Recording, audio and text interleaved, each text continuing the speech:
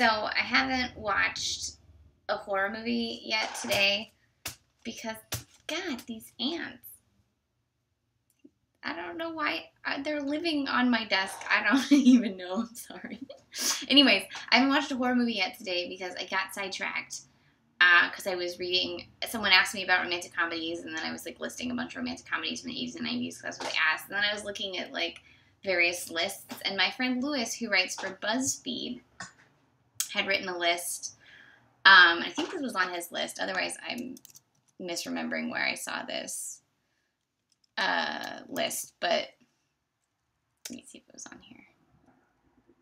Regardless, Lewis's list was really good. Yeah, okay, it was on his list. It was called 58 Romantic Comedies you Need to See Before You Die, and I'd seen like all but like 3 of them or something. And one of the ones on his list was Brown Sugar, which stars Sanaa Lathan, who obviously is now a big favorite of mine. So I was like, I must find this movie. So I was looking, like, is it on Netflix? No. Is it on Amazon Prime? No. And then I was like, oh, I can check a couple of premium channels that I have logins for. And lo and behold, it was on Stars Play. Yay! That's how I watched Outlander. So, Stars Play. So I was like, I must watch it right away. So I did, instead of watching a horror movie, which it's only like 9 o'clock, so it's not even 9 o'clock yet. I got plenty of time to watch a horror movie. So I watched Brown Sugar. It's by the same guy who did The Wood, which I saw on TBS like a million years ago and really enjoyed. And he's done a couple others. His name's Rick Famuyiwa. I did not say that right. Written and directed by him. But I hadn't seen anything of his but The Wood, and I saw that like 10 years ago. But I did enjoy it. And a couple months ago, Taye Diggs started following me on Twitter, and I was like, why are you following me on Twitter? I don't even follow you. So tonight I followed him back because he was good in this movie. So he earned a Twitter follow. So the movie also has Sanaa Lathan, obviously, and she's so amazing. Like, dude, I need to see all her movies.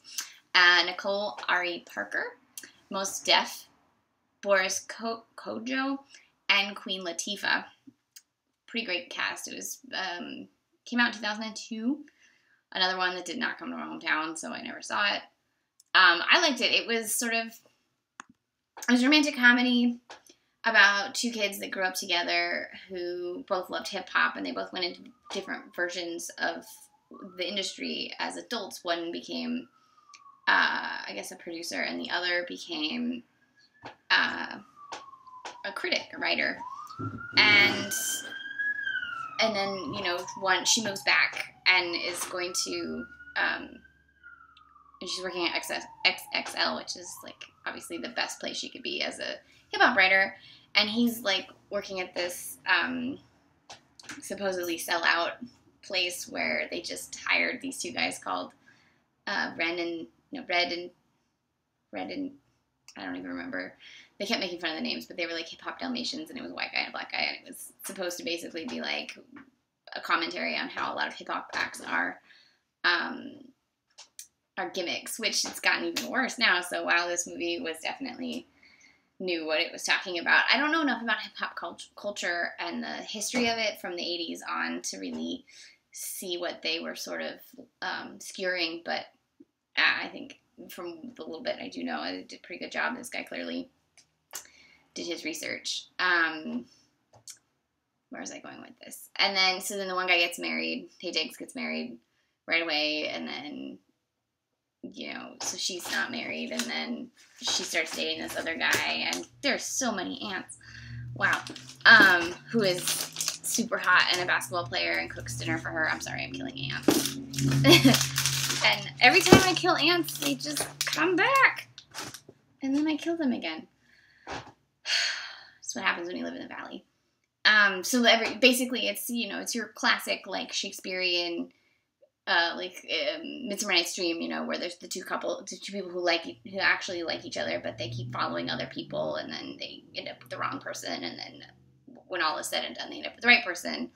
And it's like, it's a classic comedy trope that's been, like, Shakespeare did it, the French farces do it, like, Greek plays with remarriages all do that. So, like, all the commentary about how romantic comedies are, you know, there's a lot of dissing of romantic comedies, and I'm like, the romantic comedy and its story that structure that they follow is, like, one of the oldest storytelling structures that there is. Like, the story of marriage and remarriage has been with a storytelling thing. Sorry, there was an ant on top of the forever. So, like, just romantic comedies are great. Basically, what I'm trying to say, and have their roots in traditional storytelling. Talk to the Greeks. Where was I going with this? I really enjoyed this film. I liked the balancing between the Sanaa Lathan character's love of hip-hop and how it's changed with her love of this guy and how he's changed from when he was a kid. Most stuff was very funny.